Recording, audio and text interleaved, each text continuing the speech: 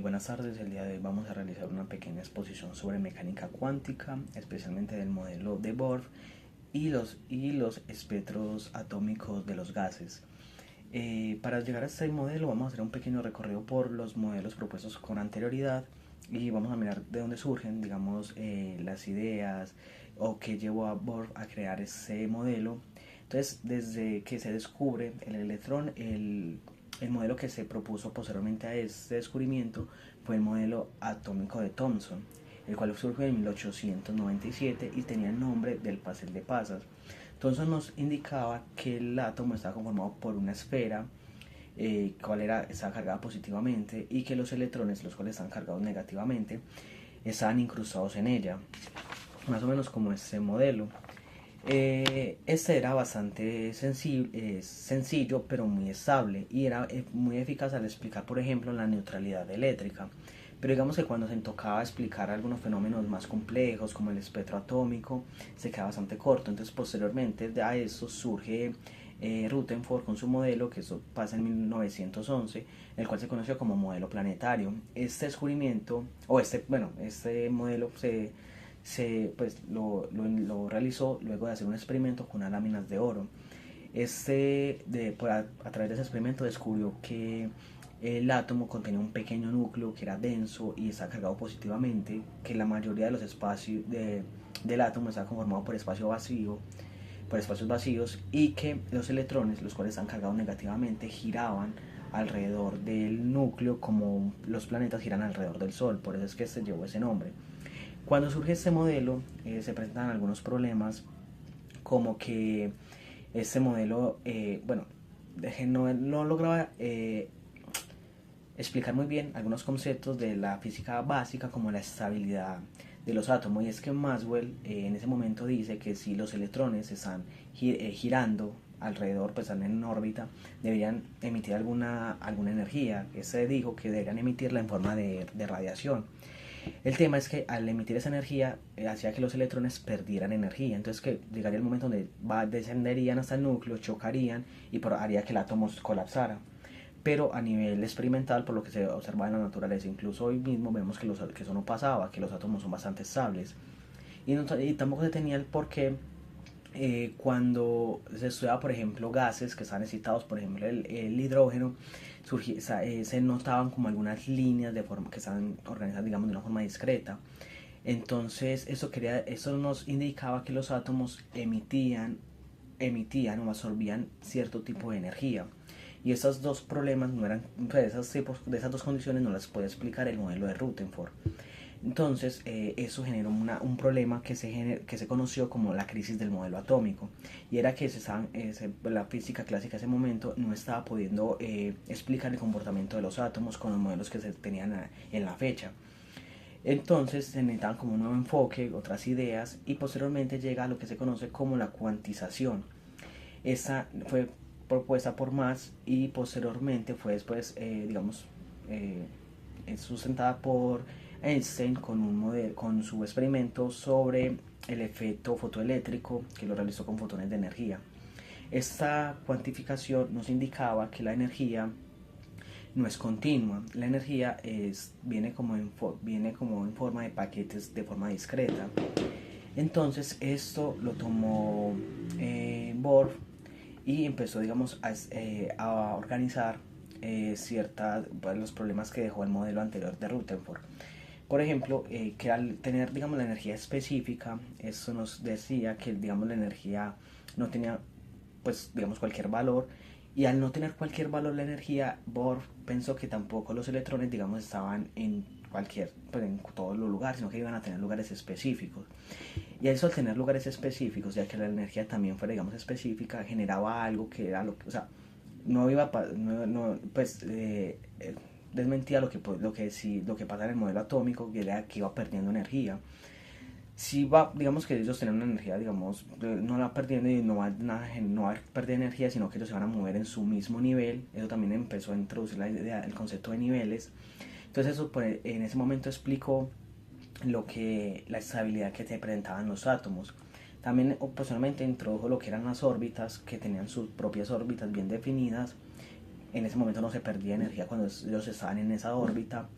Y gracias a todas esas ideas que fueron surgiendo más que todo con la cuantización, surgen tres postulados fundamentales. Uno que es pues obviamente que el electrón solamente puede estar orbitando, pues circulando en ciertas órbitas específicas, que la energía está cuantizada. Por eso podemos tener ese que se desmienten el problema que presentaba con la pérdida de energía que tenía el modelo de Rutherford, y emisión y absorción de luz. Pero esos postulados más adelante se los explicarán mis compañeros. Buenas tardes. Para continuar con lo que decía mi compañero, yo les voy a hablar sobre Niels Bohr y los postulados que este propuso. ¿Qué pasa? Que Niels Bohr se dio cuenta que la física clásica no podría escribir del todo el átomo, entonces surgieron tres ideas revolucionarias, o fueron sus tres postulados. El primer postulado, él nos dijo que el electrón solo puede moverse en órbitas fijas y no emite energía mientras esté ahí. A estas órbitas él les llamó estados estacionarios. Cada órbita tiene una energía definida, a cada de ellas les corresponde una energía, y entre más alejadas estén del núcleo, la energía es más alta. Los electrones describen órbitas singulares en torno al núcleo. Debido a la fuerza eléctrica, según la mecánica, la fuerza atractiva debe ser igual a la fuerza centrípeta. Eso se puede escribir o se puede visualizar en la fórmula que estoy colocando acá.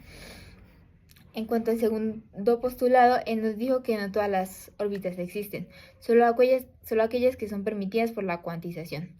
Entonces, el momento angular del electrón debe ser un múltiplo entero de h igual a h sobre 2 por pi, en la fórmula también que estoy colocando aquí. ¿Esto qué nos quiere decir? Que no existen órbitas entre medios, sino que las energías del átomo son discretas. Entonces, esto resolvería el problema que existía de que el átomo puede llegar a colapsar. En cuanto al tercer postulado, el átomo puede emitir o absorber un fotón de radiación electromagnética mediante la transición del electrón de una órbita a otra, de forma que se conserve la energía total. Cuando el electrón pasa de una órbita mayor a menor energía, esta emite un fotón.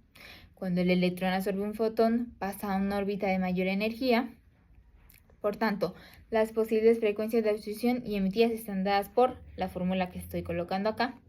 ¿Esto qué hizo? Pues todos estos postulados, el por qué todos los postulados de Bohr se volvieron tan famosos y fueron tan revolucionarios. Porque Bohr logró explicar por qué un modelo atómico no solo pues logró describir muy bien cómo sería un modelo atómico. También hizo predicciones matemáticas que pudieron coincidir con los experimentos que se llegaron a realizar. Entre las cosas que hizo, él pudo explicar el espectro del hidrógeno con precisión total. Antes de Bohr, hubieron científicos que sabían que el hidrógeno podría emitir cierta luz formando líneas muy específicas, si las colocaban pues en posiciones un poquito exactas. Había un científico como Balmer se llama, que había encontrado fórmulas empíricas que encajaban, pero él no lograba explicarse por qué ocurría eso. Entonces, se logró como resultado que las longitudes de ondas calculadas coincidían exactamente con las medidas que se dieron de forma experimental. Entonces, esa fue la primera vez en la historia que un modelo atómico podía predecir con tal exactitud un fenómeno físico. También, ¿qué hizo? Demostró por qué los espectros tienen líneas y no colores continuos. Los modelos anteriores decían que los electrones podían tener cualquier energía, lo que producía un espectro continuo, pero en los experimentos aparecían líneas aisladas. También permitió clasificar las series espectrales. Bohr explicó por qué existían series como la Lyman, que es V, la Balmer, que es la visible, y la Paschen, que es la IR.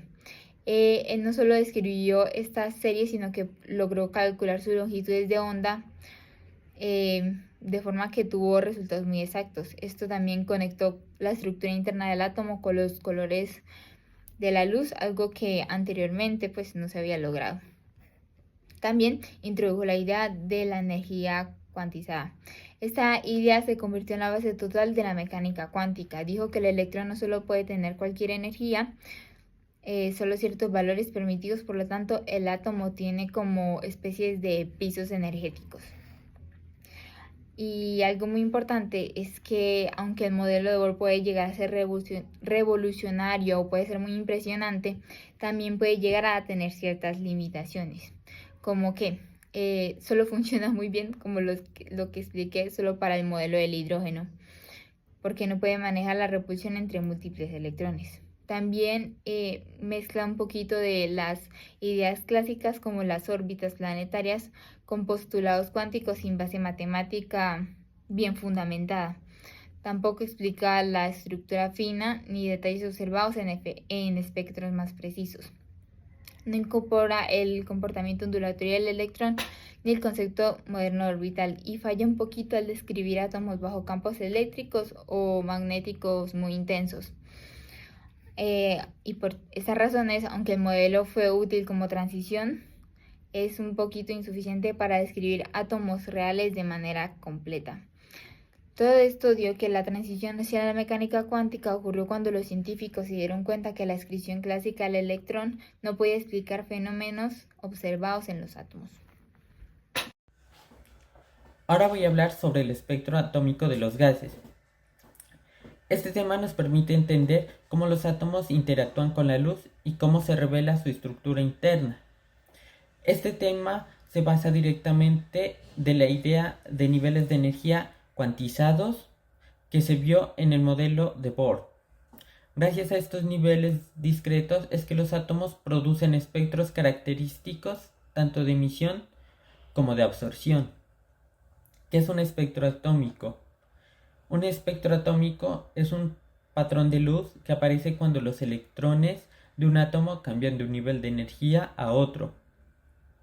Como esos niveles son fijos y discretos, cada átomo solo puede absorber o emitir ciertas energías específicas, no cualquier valor continuo. Es por eso que cada elemento tiene un espectro único, como una huella digital. Analizando esas líneas de luz, podemos saber qué elementos estamos observando, incluso si este está muy lejos o en condiciones extremas. El espectro de emisión. El espectro de emisión se produce cuando un gas a baja presión recibe energía, por ejemplo, mediante calor o una descarga eléctrica. Los electrones del átomo absorben esa energía y saltan a niveles más altos.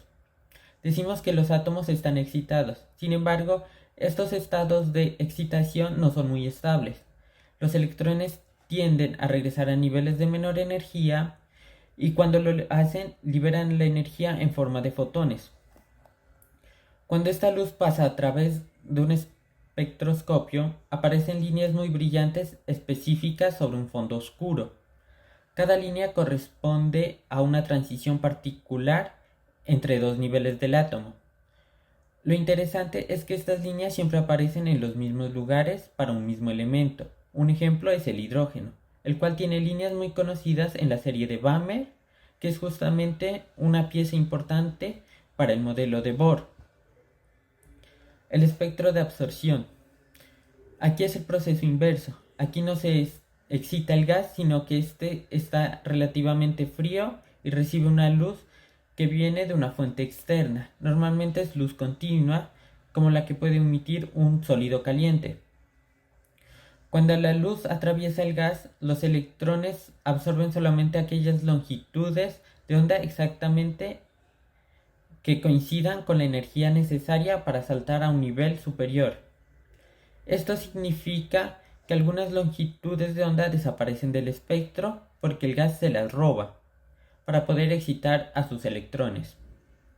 El resultado es muy característico, un espectro continuo atravesado por líneas oscuras muy finas. Estas son las llamadas líneas de absorción.